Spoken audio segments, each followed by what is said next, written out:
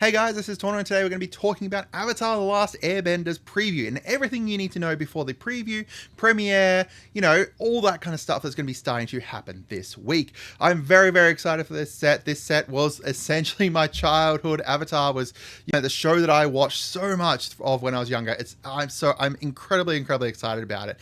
So we've got a lot to go through here, so let's go through it quickly. Before we do though, this is a Universes Beyond set, but please give it a chance because, the thematics fit right at home in so many different planes within the Magic multiverse that it doesn't feel super out of place or anything. It just looks like, this could be like on Tarkir or something like that, right? Like it just looks really great. So the quick set rundown here. It's going to be releasing November the 21st, 2025, with the pre-release on November 14th, the week before that. It's based around Avatar The Last Airbender, which is obviously Universes Beyond, and I'll cover exactly what is Avatar in a second. Specifically, it's only The Last Airbender, not the Korra TV show or any of the other extended universe areas. And this is the second collaboration between Nickelodeon and Magic the Gathering after the SpongeBob Secret Lair. There is lots of new mechanics, there is returning mechanics, and overall it just looks like a lot of fun. And it is also a full-size set. You're not looking at like a small set like the Spider-Man one was or like the Teenage Mutant Ninja Turtles one is. This is a full-size set, so I am incredibly excited for it. So what is exactly Avatar The Last Airbender? It is an animated series that was created by Nickelodeon, and that Avatar series has expanded into this huge multimedia franchise. You've got books, you've got other TV shows, there's a movie coming out next year. There is a lot of stuff to do with this. It's a huge franchise. This year is going to be marking the 20th anniversary of its first episode. It is set in an Asian-inspired world that is divided into the 4 different nations, each of those based around one of the 4 different elements: water, earth, fire, and air. And each of those nations have people who can telekinetically manipulate or bend, as they refer to it, that respective element. So, in the Fire Nation, you've got people who can bend fire and stuff. The story is centered around Aang, the newest avatar, which is the only person who can manipulate and bend all 4 elements, who is meant to bring balance to the world and balance to the different nations. He has been, however, frozen in the ice for the last 100 years before awakening in a world that is out of balance. The Fire Nation has attacked. They have essentially taken over the world at the moment. And Aang and his gang need to go journey, restore harmony to the world, and defeat the Fire Lord and free the world from this tyrannical rule. Alright, let's go through all the new mechanics first of all. The first one here we have is Airbend. This is a keyworded ability that makes it so that you exile something. Usually it's going to be a permanent. So far we've only seen it on permanents. I don't know if it's going to be showing up on instants or sorceries as well. When you exile that, it's going to be able to be cast from exile by paying 2 rather than its mana cost. So there's kind of 2 ways that you're going to be able to see this. It's either going to be used offensively, where you do it and you exile an opponent's thing and then they need to cast it later on by paying 2 rather than its mana cost, or you can do it to your own stuff to kind of protect it or, blink it. So you exile it, you cast it for 2, bring it back in and get it to enter the battlefield effect again. So it's really interesting that, it's kind of like avoiding combat. You're using the air bending mechanics to kind of like, get more out of your creatures or to prevent your opponents from, using their creatures against you. Next up, we've got Waterbend, which is going to be a cost. It is going to be a cost that's either tied to creatures, like an activated ability, like you can see here with Katara, or it's an additional cost on other spells. So with the Katara here, you can Waterbend 6 to draw a card. So that's either you pay 6 mana cost, 6 colorless mana, or, any colored mana, or you can actually reduce that by tapping your creatures and artifacts to help pay for that. Each one you tap is going to pay for 1 of that colorless mana. Next up, we have Firebending. So Firebending is going to be a triggered ability that triggers when a creature attacks. So for example, this Fire Lord Zuko has, whenever this creature attacks, add X red mana, and this mana lasts until the end of combat. So he specifically will make red mana based off of whatever his power is, so 2. However, other creatures will have like, Firebending 3, Firebending 4, etc. That's going to be based off of, anything. They can choose whatever number they want, and then you'll get that red mana. Now keep in mind that because this red pip shows up in the like the reminder text, it doesn't necessarily mean that, you know, if a creature is black but has that in the reminder text, then it is still just a black creature, right? It's still able to have just like the black color identity.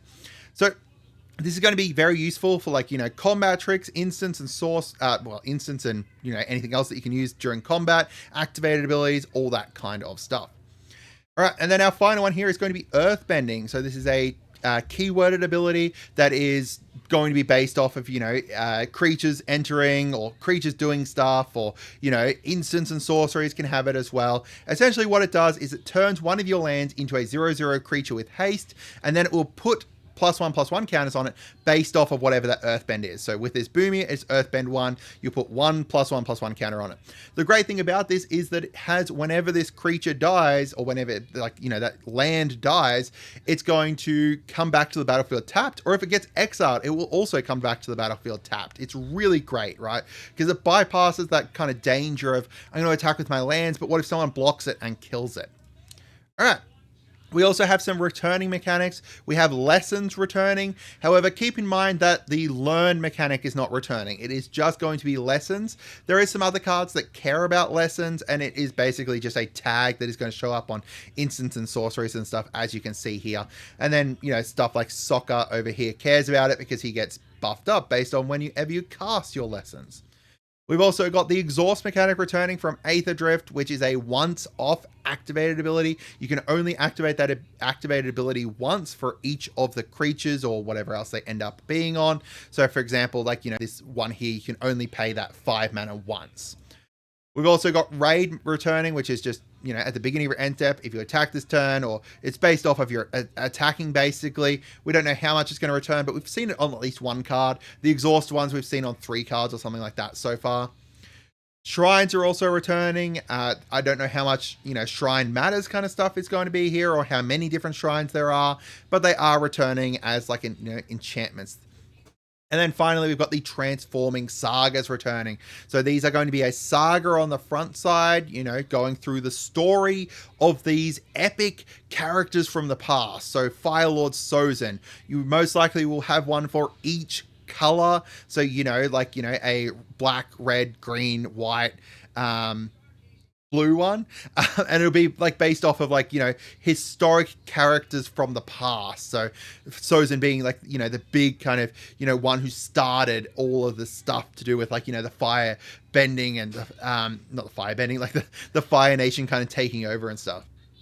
All right, now, if you got this so far, you know, make sure you subscribe, make sure you share the video around, all that kind of stuff. We're going to be covering so much Avatar stuff.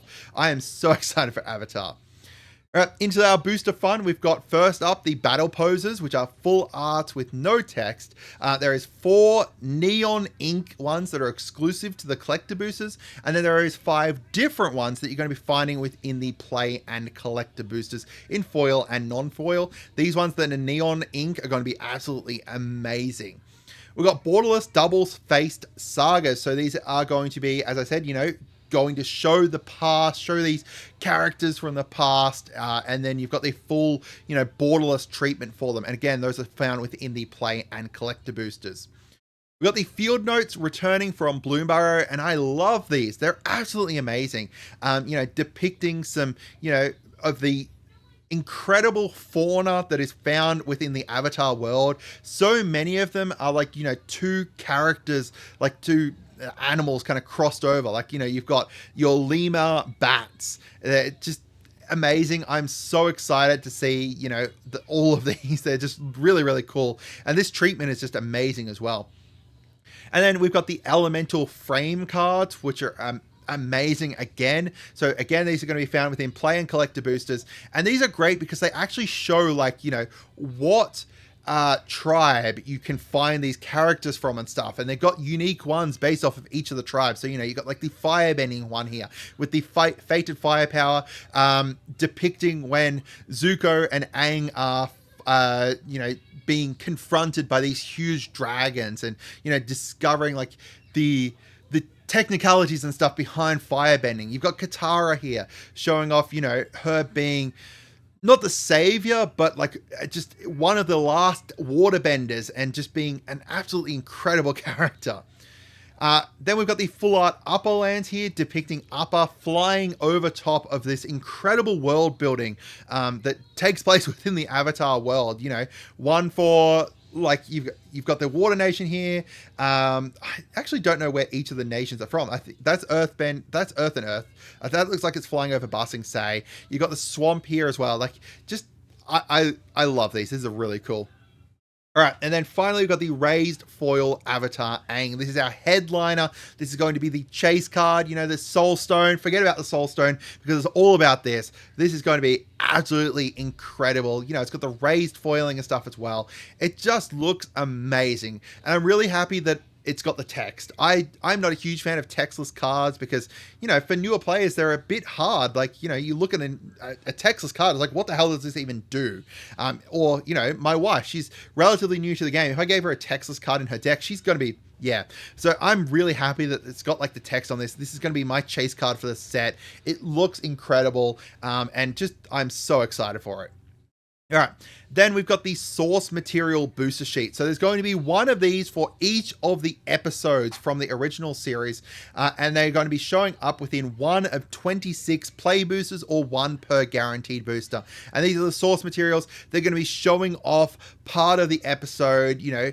Unfortunately, some of the episodes haven't aged all that well in regards to their graphics because, you know, this show was, you know, 20 years old. So they're a little bit of a blur on some of the cards, but, you know, they're still amazing. Like, I'm still so excited for, you know, seeing the depictions of some of my favorite scenes in all of fiction showing up on these cards. All right, so going through the different products that we're going to be seeing here, we've got play boosters, collector boosters, and bundles. That's just the normal stuff. That's just the base stuff that comes with every set. So there's nothing to really talk about here. However, let's get into the stuff that is more unusual. We've got Jumpstart. Jumpstart coming back with the better version of Jumpstart, the one that has 46 different themes across it. Each of them is going to come with 20 different cards, and then they're going to have 1 to 2 rare/mythic rare cards in each of them. Lands, you've got theme inserts, you've got everything you kind of want. I am so excited. Like, yeah. They've got unique legendaries within here as well, like the Cabbage Merchant card here, only found within these Jumpstart packs. They're going to be really cool. I've already built a Cabbage Merchant deck. I've got a Cabbage deck box coming because I'm that excited about this deck. So Jumpstart just looks amazing. It's also great because they're like really like Kickstarters to like commander decks, right? Like, they're really great as Kickstarters commander decks, but even then for newer players, they're great because you can get 2 of them, you can shuffle them together and play, and that's like your deck, right? You just get 2 of these two of these decks, shuffle them together, boom, you've got a deck to play against other people with Jumpstart. You also got the Commander's Bundle. This here is going to come with 9 play boosters, your collector booster. It's essentially like a different version of a gift bundle, and then from there you've also got 5 non-foil promo cards. Now, from what we've heard, 3 of them are going to be Soul Ring, Arcane Signet, and Swiftfoot Boots, and then there's going to be 2 other commander staples that are a selection of, I believe, 2 of 12 different ones. So different commander staples you'll find there as well, most likely like a command tower and that kind of stuff. You've also got 15 foil lands that 5 of them are full art, and then 15 non-foil lands, and 5 of those are full art as well, and then a click wheel to go with that too. You've got the 2 scene boxes, one between, like, both of them around, like, iconic scenes from the show. So you've got, like, the Black Sun invasion, when the Water Tribe, Sokka, has kind of brought together everyone, right? Everyone except for, you know, even some firebenders there as well, to kind of go invade the Fire Nation. While the Black Sun is happening, the firebenders are weakened, they don't have access to their abilities. We're going to go in here, we're going to go invade, take them down while we can. And if you've seen the show, you know how well it goes. I'm not going to spoil it. Then we've got the Tea Time at the Jasmine Dragon here, showing off. These cards look amazing as well, right? So, because you're going to be able to get, like, a dual card, essentially, right? So you've got like an Aang and Katara card. You've got Suki and Sokka down here. It's really cool, and that's going to obviously show like the ending, the end of the series where they've gone to the Jasmine Dragon. They're kind of, you know, recuperating from this huge fight that they've done and become friends and become allies from this series. Right, then we've got the beginner box, which is what I really want to get for my son. My 7-year-old's just started the game, and this beginner box are amazing. I've got the one from Foundations, and if it's anything half as great as the one from Foundations, it's going to be great. So this has 10 preset Jumpstart half decks, with 2 of them exclusive to this. They've also got some tokens, some gameplay mats, some beginner guides, some reference cards, spin down dice, and everything you need to basically start teaching someone the game. And including, like, you know, at least with the Foundations one, they actually went through a how to play guides, go like turn to turn to kind of show you, you know, how to kind of play, pieces you through, you know, creatures, attacking, blocking, instant sorceries, everything you need to know. It's amazing if you want to teach someone how to play it. We've also got the special pre-release. So this is going to be happening on November the 14th. And again, each of these is just, they've gone all out with this set. So they're going to come with 5 play boosters, like a typical kind of pre-release. Although typical pre-release comes with 6, but then instead of that 6th play booster, you're going to get 1 seeded character booster. So that character booster is going to come with a color based off whatever the character is, and then a special card based off that character as well, which is really cool. So for example, if you get the top one up here, you're going to get a seeded Earthbending, well, most likely Earthbending, or at least a green seeded character booster that's going to come with Toph. You'll also get 2 double-sided tokens based off of that color. So, you know, if you get the Toph one, you'll get some tokens that go alongside, you know, your Earthbending or your green cards. Then you're also going to get 1 foil year stamped rare or mythic, the spin down, etc. And that spin down as well is based off of the color of your deck. Now, keep in mind that, you know, you've also got Azula and Zuko. Most likely Azula is going to be the black one because of the fact that, you know, she's more on the black spectrum, like a black color identity than Zuko is, and Zuko is more likely the red one, right? But either way, these just, I'm so excited to see the cards from these, because this was like the one from Dragonstorm. Dragonstorm had seeded boosters as well based off of each of the clans, and they went really well, so I'm really excited to see this too. All right, now I'd love to hear your thoughts and everything you want me to cover for Avatar: The Last Airbender, because this set, as I said, this is the set that I am incredibly excited about. I want to cover it and do as much content for you guys around this set as possible, because I'm just so excited for it. And again, make sure you subscribe, make sure you share the video around, all that kind of stuff as well. I hope you guys had a wonderful day, and goodbye.